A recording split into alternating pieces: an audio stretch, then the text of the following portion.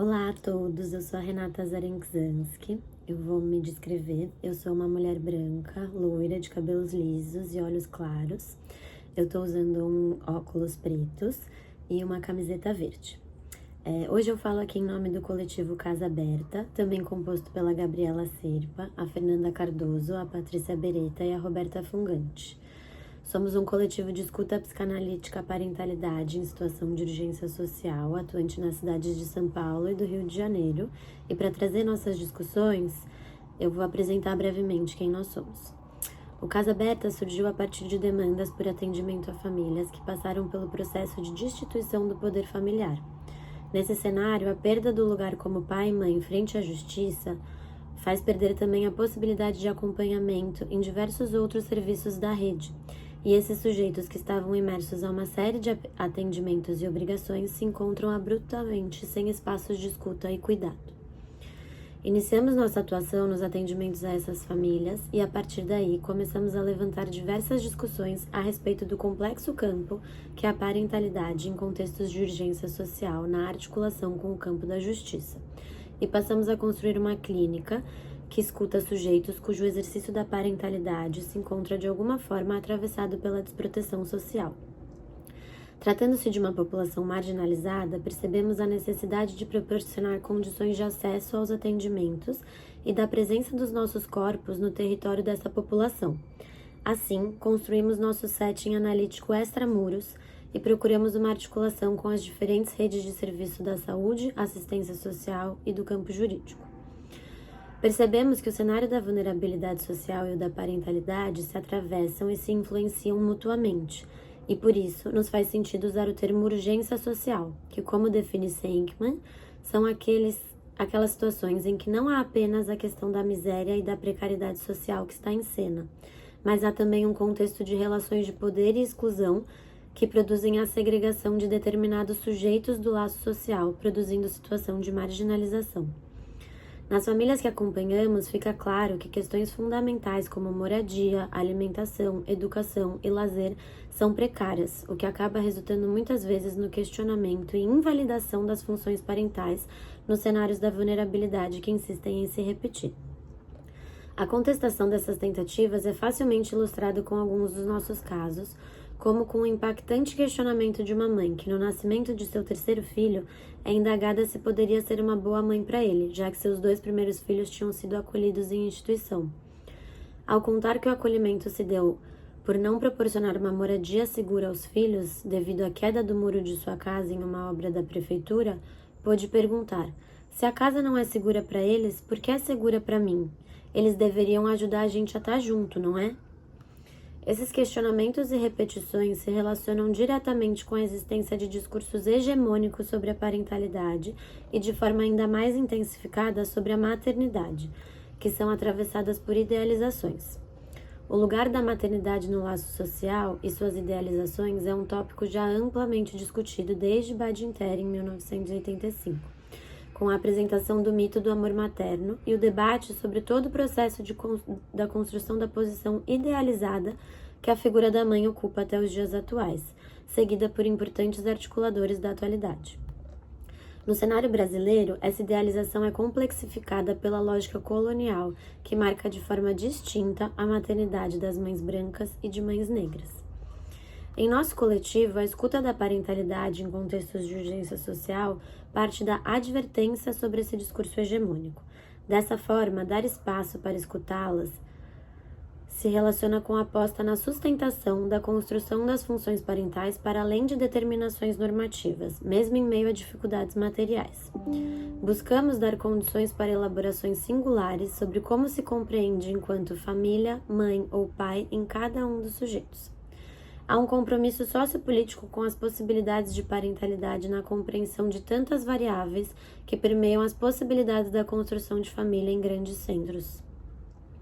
Inspiradas na definição de Lana Katz nas infâncias contra-hegemônicas, aquelas que se diferenciam de uma infância única que confirma os ideais de uma época e que supostamente daria conta de todas as crianças, construímos um olhar sobre essas maternidades que escutamos, também as nomeando de contra-hegemônicas, na tentativa de ampliar o que pode ser dito e escutado sobre as formas de se maternar.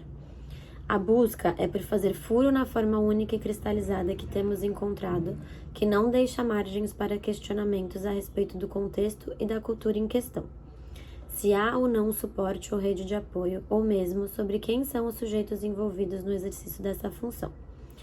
A questão se complexifica se nos atentarmos ao fato de que, atualmente, os questionamentos acerca da maternidade são até possíveis dentro do que é considerado normativo, que pode ser lido como branco e rico.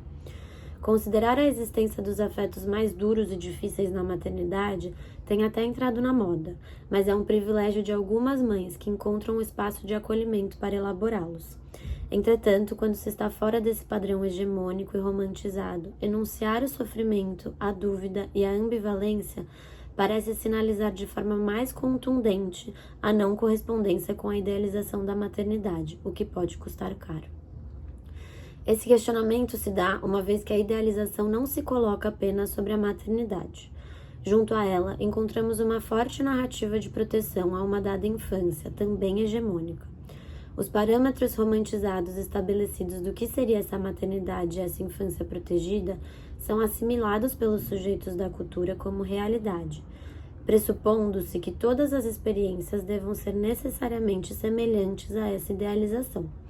Assim, as mães em situação de urgência social que passam por experiências diferentes das cobradas pela transmissão cultural não encontram lastro no discurso social e são colocadas no lugar de resto social, sendo muitas vezes a elas impedido o exercício da função materna.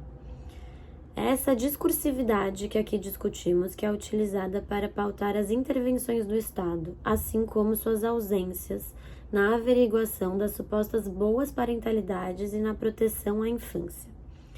Mara Café, em 2020, aponta como a maternidade é um ponto de interesse e disputas estratégicas controladas pelo Estado, com inclusões de programas sociais e de colonização, além de operar de acordo com princípios racistas e eugenistas, como forma de controle de classes e populações. Os processos de decisões judiciais que acompanhamos deixam isso bem claro. O que testemunhamos no território, os casos que escutamos e o nosso contato com as redes de serviço nos permitem compreender as dificuldades e fragmentações do campo da proteção social e da garantia de direitos, e evidenciam as diferentes falhas desse sistema que, ao propor cuidado, acaba por repetir violações já estabelecidas e por contribuir com a manutenção de lugares de vulnerabilidade. Muitas das intervenções são propostas a partir de julgamentos morais que desconsideram a narrativa de cada família e cada sujeito. Vemos a manutenção e a repetição de violações e violências em diversas instâncias, desde sujeitos sendo individualmente punidos por negligências do Estado, como é o caso da mãe com dificuldade de moradia, até casos em que a destituição de poder familiar é a ponta de uma linha muito extensa de inúmeras violências vividas por um mesmo sujeito. São casos que acompanhamos inundadas em angústia, onde somos repetidamente surpreendidas com a ocorrência de mais uma cena de violência na narrativa escutada. Na repetição de tantas violações, a maternidade dessas mulheres marginalizadas é silenciada, e por percebermos esse silenciamento que nos colocamos a escutar elas, tanto quanto os diferentes apagamentos e os desmentidos que vivenciam, fazendo frente ao assujeitamento aos discursos homogeneizantes e hegemônicos que as inserem no laço social. A busca pela quebra desse assujeitamento se coloca desde o princípio. É bastante comum que essas mulheres cheguem aos atendimentos dentro da lógica protocolar que têm vivenciado nos inúmeros serviços que são convocadas, a partir de onde falam para serem avaliadas, registradas em relatório e não para serem escutadas. É frequente que nosso primeiro trabalho seja o de buscar quebrar com essa lógica, apresentando o espaço que oferecemos de escuta em que não estão sendo julgadas ou avaliadas. Aqui não há relatórios. Assim, nos colocamos a escutar essas maternidades e suas histórias de cuidado, dando espaço para que os relatos de sofrimento e silenciamentos possam ser decantados em palavras, assim como os sofrimentos e as dúvidas e as ambivalências. Mas também para que seu maternar e seu cuidar também tenham espaço para reconhecimento, mesmo que elas não estejam com a possibilidade de exercer esses cuidados. Apontamos que a escuta ajuda na sustentação da construção da função parental para além das determinações normativas, em meio a tantas dificuldades materiais, dando condições para elaborações singulares sobre o que cada uma delas compreende enquanto família, ser mãe ou pai.